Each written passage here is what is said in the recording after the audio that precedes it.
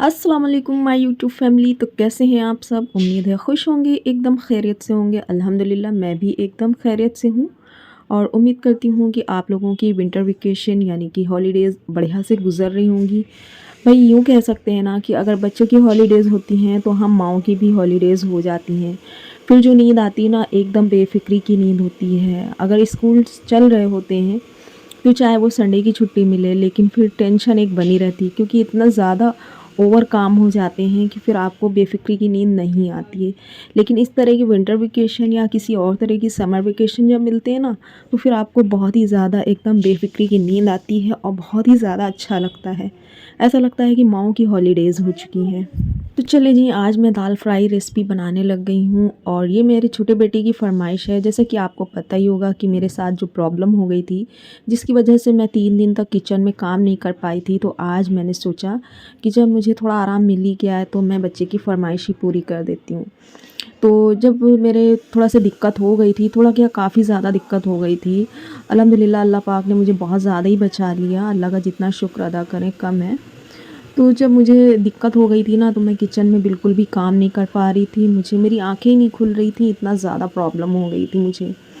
तो वो वाला वीडियो आपने ना देखा हो तो ज़रूर से देखिएगा। तो जब खाना बाहर से मंगाना पड़ा तो इनके बाबा दाल फ्राई और शाही पनीर लेकर आए थे। तो शाही पनीर तो नहीं, लेकिन बच्चों की फ़रमाइश थी कि दाल फ्राई आप ऐसे ही बनाकर हमको दें। तो मैं कभी-कभी बनाती हूँ क्योंकि मेरे यहाँ दाल कम खाई जाती है और गोश्त भी कम खाया जाता है। समटाइम्स हम लोग गोश्त मंगाते हैं, लेकिन हफ़्ते में 1 बार या सिर्फ़ 2 बार। लेकिन दाल हमारे यहाँ बहुत ही कम, यानी कि 15 दिन में 1 बार बनती है क्योंकि बच्चों को भी नहीं पसंद है। वैसे मैंने सुना है अक्सर लोगों के मुँह से कि बच्चों को सादी-सादी सी दाल बहुत पसंद होती है, लेकिन पता नहीं क्या है मेरे यहाँ बच्चों के साथ में कि बच्चे दाल बिल्कुल भी नहीं पसंद करते हैं। चाहे जितना अच्छे से बना दो, लेकिन उनको दाल अच्छी नहीं लगती है। हम ही लोगों की तरह वो भी सब्जियां पसंद करते हैं। तो जी, मैंने 1 कप अरहर की दाल को आज मैं वेसल में बनाने वाली हूँ, भगोने में। तो मैंने अरहर की दाल को अच्छे से वॉश करके 1 कप पानी भी डाल दिया था। कॉफ़ी मग है ये, इसी से मैंने मेज़रमेंट पानी का किया है। और दाल मैंने 1 कप ली थी, तो वो जो मेज़रिंग कप होते हैं ना, उससे मैंने दाल ली थी। उसमें आधा चम्मच नमक डाल दिया दाल में और आधा चम्मच हल्दी डाल दी है। फिर नमक आप अपने हिसाब से डाल लीजिएगा। चूँकि मैं ये वेसल में दाल बना रही हूँ तो इसमें 3 कप पानी जाएगा। बीच-बीच में, छोटा वेसल है तो मैंने बीच-बीच में करके टोटल 3 कप पानी डाला है। और इसके बाद भी दाल को पतला करने के लिए आपको 1.5 कप पानी की और ज़रूरत पड़ेगी। तो इधर मैंने लहसुन, अदरक, प्याज, हरा मिर्च को अच्छे से चॉप कर लिया है। थोड़ा सा अदरक मैंने डाल दिया है वेसल में ऐसे ही। तो अब मैं टमाटर कट करने लग गई हूँ। तो मेरे पास मीडियम साइज़ के टमाटोज़ हैं और मैंने थोड़ा सा येलोइश टाइप के टमाटोज़ चूज़ किए हैं क्योंकि थोड़ा सा खट्टापन आएगा दाल में तो अच्छा लगेगा। तो मैंने ये 2 टमाटर कट कर लिए हैं और इसके बाद अगर आपके पास बड़े साइज़ का टमाटर हो ना, तो आप 1 ही टमाटर डालिएगा। टोमेटोज़ ज़रूर डालिएगा, टेस्ट बहुत अच्छा आता है। और ये देखिए, अदरक, लहसुन, मिर्च और प्याज और टमाटर ये मैंने चॉप कर लिए हैं। अब इनको हम एक साइड में रख लेंगे और इसके बाद हम क्या करते हैं कि आगे की तैयारी करते जाते हैं। साथ में आपके साथ बातें भी करते जाएंगे और आगे की तैयारी भी करते जाएंगे। और वैसे ये बेटे की फरमाइश थी तो इसके लिए मैं दाल इतने चाव से बना भी रही थी। और ये देखिए, दाल अच्छे से गल चुकी है। थोड़ा सा साबुत ही रखिएगा, एकदम ना गलाइएगा, वरना जब आप इसको पतला करेंगे ना तो फिर ये एकदम घुट जाएगी, एकदम मतलब मिक्स हो जाएगी, बहुत ख़राब हो जाएगी। फिर जब तक दाल हो रही थी मैंने सोचा कि क्यों ना बर्तन भी वॉश कर लिए जाएँ। तो सबसे पहले मैं चीनी के बर्तन यानी कांच के बर्तन ही सबसे पहले वॉश करती हूँ क्योंकि उनका टूटने का अंदेशा ज़्यादा रहता है। तो ये आपके लिए अच्छी यूज़फुल टिप है कि आप भी ऐसे किया करें। मतलब मेरे यहाँ क्या है ना, पहले लालटेन वगैरह जला करती थी, आपने देखा ना, मैंने पिक्चर लगा दी थी, आपको लालटेन शायद ना पता हो। तो मैं मेरे यहाँ पहले जब लाइट नहीं हुआ करती थी, शादी के पहले, अम्मी के यहाँ की बात बता रही हूँ मैं, तो वहाँ पे हम लोग क्या करते थे, लालटेन का यूज़ करते थे। और लालटेन मुझे ही रोज़ साफ़ करना होता था, उसका शीशा मुझे ही साफ़ करना होता था। तो आपको हम बता दें, यकीन नहीं मानेंगे, इतना हम लोग केयरफुल थे कि 7 साल मेरे यहाँ शीशा उसका 7 साल चला बराबर। रोज़ उसको साफ़ करते थे, रोज़ रोज़ शाम में मेरा एकदम मतलब शेड्यूल था, ये बंधा हुआ मेरा रूटीन था कि शीशा मुझे ही साफ़ करना है। लेकिन 7 साल मेरे हाथों में वो शीशा रहा, लेकिन वो टूटा नहीं। तो समझ लीजिए, अगर आप केयरफुल रहेंगे अपनी चीज़ों के लिए तो आपको भी ऐसे ही चीज़ें आपके साथ में रहेंगी। तो खैर दौर ही चेंज हो गया है बिल्कुल। अब तो घरों में लाइटें हो गई हैं, नहीं लाइट आ रही है तो फिर इन्वर्टर का साधन होता है।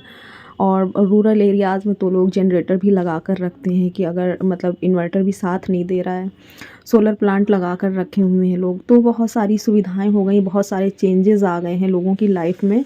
तो अब की तो बात कर ही नहीं सकते, लेकिन पहले क्या होता था, बस वही चिराग हुआ करते थे और लैंप लालटेन हुआ करते थे, जिनको हम लोगों को बहुत ही ज़्यादा केयरफुली उनको मतलब एहतियात करने की ज़रूरत हुआ करती थी। कई बार ऐसा भी देखा जाता था कि शाम के वक्त साफ़ करते करते शीशा टूट गया और फिर एकदम से भागम भागी मचती थी, दौड़ भाग मचती थी कि जाके देखो, फ़ौरन देखो कोई दुकान खुली है कि नहीं, शीशा ले लो भाई, जल्दी से मिल जाए तो अच्छा है, वरना रात में क्या जलाया जाएगा। तो इस तरह की प्रॉब्लम पहले हुआ करती थी, लेकिन अभी क्या है, अभी एकदम दौर चेंज हो चुका है।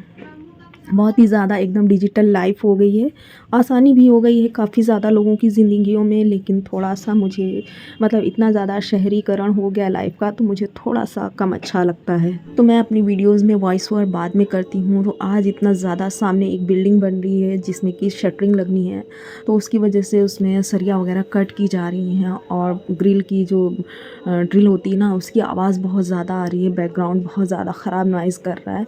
तो आप बैकग्राउंड पे ध्यान मत दीजिएगा, बस कामों पे ध्यान दीजिए। तो देखिए, बातें करते करते मेरा किचन भी साफ़ हो गया, बर्तन एकदम साफ़ हो गए।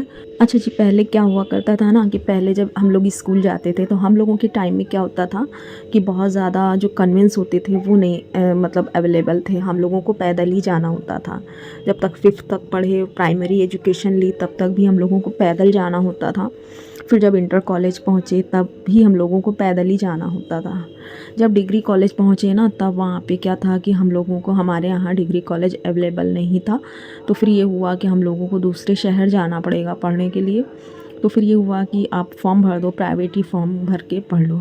लेकिन फिर ऐसा कुछ हुआ कि रेगुलर का इंतज़ाम बन गया। लेकिन अभी क्या है, बच्चों को नीचे से एकदम दरवाजे के पास एकदम आ जाती है वैन और आराम से बच्चे रवाना होकर चले जाते हैं, बच्चों को इतना टेंशन नहीं होती। लेकिन मुझे अपना दौर बहुत ज़्यादा अच्छा लगता है कि हम लोग सब ग्रुप में जाते थे स्कूल और जो एंजॉय करते थे, आजकल के बच्चे शायद ही वो एंजॉय कर पाएँ। तो मतलब हम लोग कभी कभी ना, हम और हस्बैंड जब बातें करते हैं ना, तो बच्चे भी इतने चाव से सुनते हैं कि मम्मा आपके टाइम पे, बाबा आपके टाइम पे ऐसा था वैसा था। मतलब बहुत ही ज़्यादा एकदम लाइफ चेंज हो गई है। तो जी देखिए, बातें करते करते मैंने दाल की तरफ तो ध्यान ही नहीं दिया कि आपको दाल की रेसिपी भी बतानी है। तो मैंने एक आधा कप ऑयल, सरसों का ऑयल लिया था, उसको गर्म किया, उसमें थोड़ा सा हमने अदरक, लहसुन और जो प्याज था वो डाला। थोड़ा सा फ्राई हुआ तो उसमें टमाटर डाल दिया। अब जैसे ही टमाटर फ्राई हो जाएगा, हरा मिर्च और थोड़ा सा अदरक और बचा कर रखा था वो डाल देंगे और इसके बाद कुछ सूखे मसाले डालेंगे और इसके बाद हमारी दाल तैयार होने वाली हो जाएगी। और इसके पहले मैंने आटा सान कर रख लिया था, गूँथ कर रख लिया था।